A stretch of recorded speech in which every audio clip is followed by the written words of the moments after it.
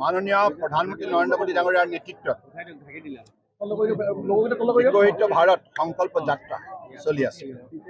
অৰ্থাৎ 2047 চন ভিতৰত আমি ভাৰতবৰ্ষক বিশ্বৰ সবাতোতকৈ শক্তিশালী অৰ্থনীতি হিচাপে গঢ়ি তুলিব লাগিব। সেই লক্ষ্যত উপনীত হ'বৰ বাবে প্ৰতিখন ৰাজ্য সামন্তভাৱে শক্তিশালী হ'ব লাগিব। সকলো দিশত শিক্ষা, সংস্কৃতি, ক্ৰীড়া, উদ্যোগ, কৃষি সকলো ক্ষেত্ৰত। গতিকে তেনেধৰণে এখন শক্তিশালী ৰাষ্ট্ৰ নিৰ্মাণ কৰাৰ যাত্ৰাত অসমৰ যাতে উল্লেখযোগ্য অৱদান থাকে আৰু অসমৰো মাননীয় মুখ্যমন্ত্ৰী ডাঙৰীয়াই ভাৰতবৰ্ষৰ ভিতৰত অসমক 5খন শ্ৰেষ্ঠ ৰাজ্যৰ ভিতৰত অন্যতম শক্তিশালী ৰাজ্য হিচাপে গঢ়ি তোলাৰ যিটো তেখেতে লক্ষ্য স্থিৰ কৰিছে।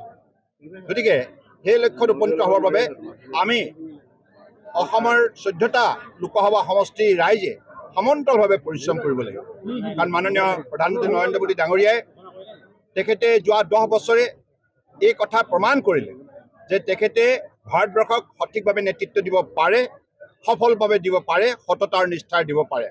সঠিক নীতি, সঠিক পৰিকল্পনা, সঠিক কাৰ্যসূচী সময়মতে ৰূপায়ণ কৰি আজি ভাৰতবৰ্ষক শক্তিশালী কৰাৰ যাত্ৰাত বিশ্বৰ 5ম সৰ্ববৃহৎ অৰ্থনীতি হিচাপে গঢ়ি তোলাৰ ক্ষেত্ৰত যিখিনি সফলতা অৰ্জন কৰিলে তাৰ বাবে 140 কোটি ভাৰতীয় মানুহৰ মনৰ আত্মবিশ্বাস দুগুণ বৃদ্ধি হৈছে।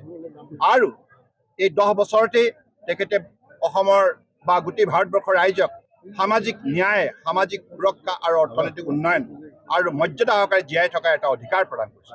গতিকে সেইবাবে এই যাত্ৰাত আমি আগুৱাই যাবৰ বাবে আজি ডিব্ৰুগড় লোকসভা সমষ্টি ৰাইজে আমি ঐক্যবদ্ধ হ'লোঁ আৰু দলৰ কাৰ্যকৰ্তাসকলেও আমাৰ যি মিত্ৰজোঁটৰ প্ৰাৰ্থী আছে বিজেপি, এজিপি, আমি সন্মিলিত গণশক্তি সকলো আহি আজি এই সংকল্প ল'লোঁ যে আগন্তুক দিনত আমি ডিব্ৰুগড় লোকসভা সমষ্টি আমি ৰাইজৰ আশীৰ্বাদ লৈ আমি তৃতীয়বাৰৰ বাবে নৰেন্দ্ৰ মোদী ডাঙৰীয়াক প্ৰধানমন্ত্ৰী হিচাপে তেখেতক দায়িত্ব অৰ্পণ ক্ষেত্ৰত আমি উল্লেখযোগ্য যাতে অৱদান দিব পাৰোঁ অসমৰ পৰা।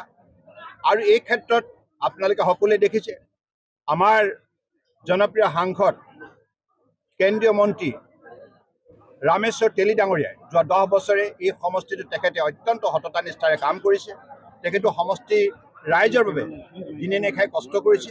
গতিকে আমি একেলগে আগন্তুক দিনত দলৰ যিটো লক্ষ্য অৰ্থাৎ বিকশিত ভাৰত নিৰ্মাণ কৰাৰ যিটো লক্ষ্য, এই লক্ষ্যত উপনীত হ'বৰ বাবে আমি যৌথভাৱে একেলগে মিলি কাম কৰি যাম। সেইটো আমাৰ সংকল্প। প্ৰতিজন দলৰ কাৰ্যকৰ্তা, প্ৰতিটো আমাৰ মিত্ৰজোঁটৰ কৰ্মকৰ্তা সকলোৱে মিলি ৰাইজৰ শীৰ্ষণত মূৰ দোৱাই আশীৰ্বাদ বিচাৰিম। ৰাইজৰ সহযোগিতাৰ অবিহনে কোনো কামেই সম্ভৱ নহয়।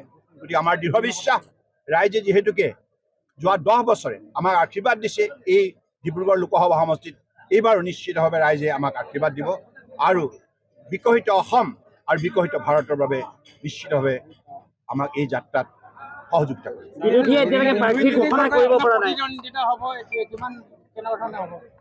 এতিয়া বিৰোধীয়ে প্ৰথমতে তেখেতসকলৰ তালিকাখন প্ৰকাশ কৰক, তেতিয়া ক'বলৈ ভাল হ'ব নহয়।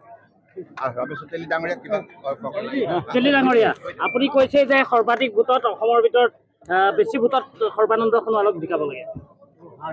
হয়, নিশ্চয় কৈছোঁ আৰু 2014 চনত কিমান ভোটত মই জিকিছিলোঁ বা 19ত এইবাৰ যাতে সৰ্বানন্দ সোণোৱাল ডাঙৰীয়াক 5 লাখতকৈ অধিক ডিফাৰেঞ্চ কথা কৈ আছে ভোটৰ ব্যৱধানত জিকাবৰ কাৰণে পাৰ্টীৰ কাৰ্যকৰ্তাসকলক কৈছোঁ, লগতে এজিপিৰ কাৰ্যকৰ্তাসকলকো আমি আহ্বান জনাইছোঁ। আৰু নিশ্চয় বিশ্বাস আছে। মই যেতিয়া 2014 চনত উঠিছিলোঁ মই কৈছিলোঁ মই 1.5 লাখ ভোটত জিকিম আৰু 1,82,000 জিকিছিলোঁ। 2019 চনত মই কৈছিলোঁ 3.5 লাখত জিকিম, 3,62,000 জিকিছিলোঁ। আৰু এইবাৰ আজিও কৈছোঁ এই মঞ্চৰ পৰা আৰু আপোনালোকক যে সৰ্বানন্দ সোণোৱাল ডাঙৰীয়া 5 লাখতকৈ অধিক ভোটৰ ব্যৱধানত ডিব্ৰুগড় লোকসভা সমষ্টিত জিকিব আৰু অসমৰ চবতকৈ বেছি ভোটত জিকা এজন সাংসদ হিচাপে সৰ্বানন্দ সোণোৱাল ডাঙৰীয়াক আমি চিনাকি দিব পাৰিম।